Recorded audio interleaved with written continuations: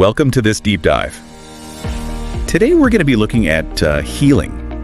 You know, those really deep, sometimes invisible scars we all carry. Yeah. We're going to be talking about an article from Medium.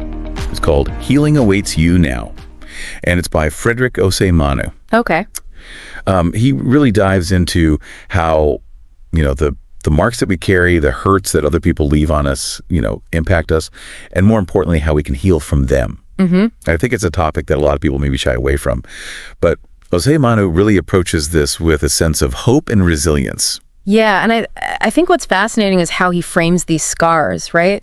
We often associate scars with physical wounds, right. But Osei-Manu in this piece focuses on emotional ones, you know, and these are inflicted by gossip, rumors, mistreatment, and these invisible spars, as he calls them, can be just as debilitating. Yeah, and he actually writes about that. He says, in this short-lived experience, I have had my share of it. Did I like it? No. Did I ask for it? No. Yet I have sustained scars. I think it's something that's incredibly relatable. Oh, absolutely. So we all have these experiences. We all have these wounds that shape us. Yeah, and he doesn't dwell on that pain, though. He quickly pivots to healing. And his first step is forgiveness. Right. He calls it the medicine of the soul. He says it can bring life to where there is hopeless and decay. But that begs up a question, what does forgiveness truly mean? Right. Is it simply just saying it's okay? Exactly. And I think that's what makes this deep dive so compelling, because true forgiveness, especially when we're talking about emotional wounds, it's not straightforward. It's a process. Right. And Osei-Manu seemed to suggest it's a choice. I think that's a really crucial distinction here. Forgiveness isn't about condoning those hurtful actions. It's about releasing the grip those actions have on us. Right. It's about freeing ourselves from the burden of anger and resentment and ultimately enabling our own healing.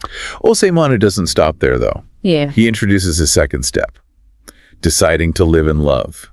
And he's not talking about, you know, that fleeting human love. Right. He's describing something much deeper, a more divine form of love. He describes this divine love as a force that will go any length, width, depth, and height to pursue peace. Wow. And I find that concept so intriguing because it challenges us to consider the interconnectedness of forgiveness and love. Right. Can we truly forgive without cultivating this profound love? Yeah, no. I don't know. That's a good question. It's a question. Yeah. And what strikes me is this idea that he says, choosing to live in this kind of love actually proves you are a champion of love. Right. It's like this love is this active force, you know, something that we consciously choose to embody, right, even in the face of adversity. It's almost like he's saying that this love is the antidote to the poison of these invisible scars. That by choosing to love, we're not only healing ourselves, we're actively combating that negativity that caused the wounds in the first place. It's a transformation, you know, it's a shift in perspective. Right. It's choosing to see the good even amidst the hurt. Choosing kindness when it's hard. Choosing to believe in healing, both for ourselves and others. It makes you think about the ripple effect. Right? Absolutely. Like if we each choose to embody this kind of love, even in small ways, could we actually create a world where these scars are less likely to occur? You're hitting on such a crucial point. Yeah. I mean, Osei-Manu doesn't necessarily dive into like specific techniques for cultivating this love, but he does offer a powerful framework. He suggests that true healing isn't just about addressing the symptoms of our pain, but about transforming those underlying conditions that created that pain in the first place. And that's where forgiveness and love become more than just these abstract concepts. Absolutely. They become the tools, the medicine we use to heal from the inside out. I love how you put that. They help us shift our perspective, you know, change our relationship to the pain, and ultimately create a more loving and compassionate inner world. What I find fascinating here is how he links this divine love to a higher power. Right. He writes that it must be obtained and given by God. So it suggests that we're not alone in this quest for healing, that there's a source of love and strength we can tap into if we're open to it. I find that incredibly empowering. Yeah. It's acknowledging that we don't have to muscle through this on our own, whether we call it God, the universe, or simply the interconnectedness of all things. Yeah. Recognizing that power can make all the difference. But it also brings up a question that I've wrestled with. Okay.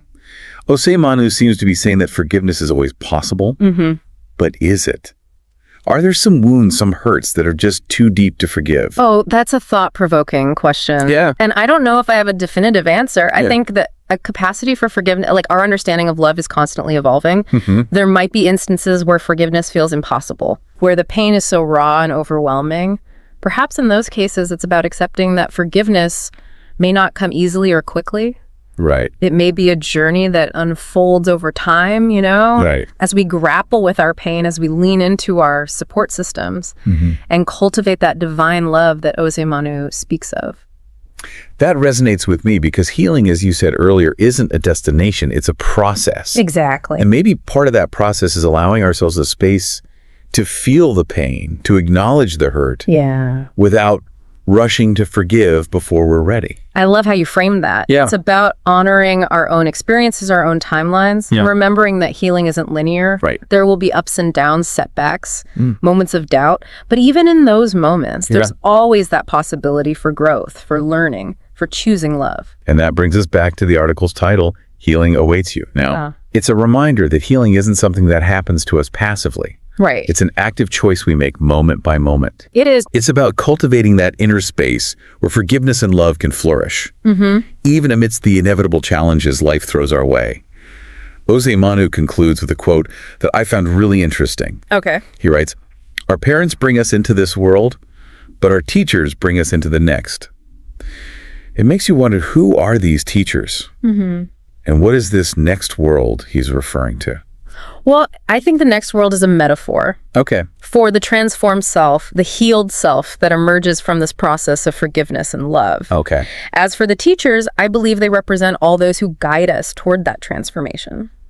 So it's not just about like formal teachers in a classroom setting. Right. I think these teachers can take many forms. They can be the people who challenge us and inspire us, the experiences that shape us, even the wisdom we glean from our own mistakes and setbacks. It's like we're all students in the school of life. Yes. Constantly learning and evolving through our interactions with the world. Absolutely. And perhaps as we embark on our own healing journeys, we ourselves become teachers for others. Yeah. We share our stories, our insights, our hard-won wisdom to help illuminate the path I love that. toward healing and wholeness. Now you're connecting to that beautiful concept of interconnectedness. Yeah. Our individual journeys of healing actually contribute to a collective awakening.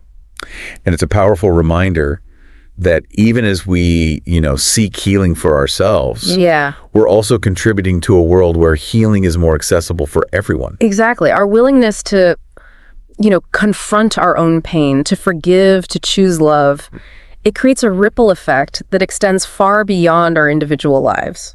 And it brings us back to that question that Osei-Manu leaves us with. He says, our parents bring us into this world, but our teachers bring us into the next. If we consider that next world to be this transformed, healed version of ourselves, who are those teachers that guide us on this journey? It's a question worth pondering. Who has helped you confront your own scars? Yeah. Who has shown you the path towards forgiveness? Whose love has illuminated your way?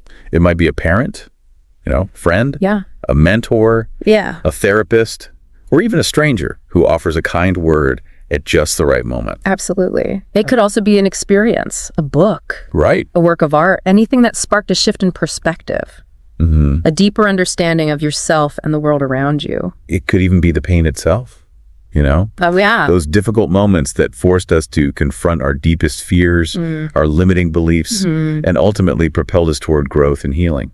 I think it's about being open to those lessons, right, wherever they may come from.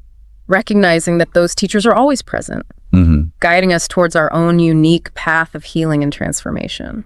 And as we continue on this path, perhaps we ourselves become teachers for others, sharing our stories, our insights, our hard-won wisdom to illuminate the path for those who are still searching. Because ultimately, healing is not a solitary pursuit. Right. It's a collective endeavor. It is. A journey we undertake together, supporting and guiding each other towards a world where forgiveness, love, and compassion pave the way for a more peaceful and harmonious existence. And maybe, just maybe, that's what Osei-Manu meant by the next world. Yeah. A world where scars, both visible and invisible, are not seen as marks of shame or weakness, but as reminders of our resilience, our capacity for growth, and our shared humanity. A world where healing awaits us all. And that wraps up this deep dive. I hope you found this exploration into healing as thought-provoking as we did. Thanks for joining us.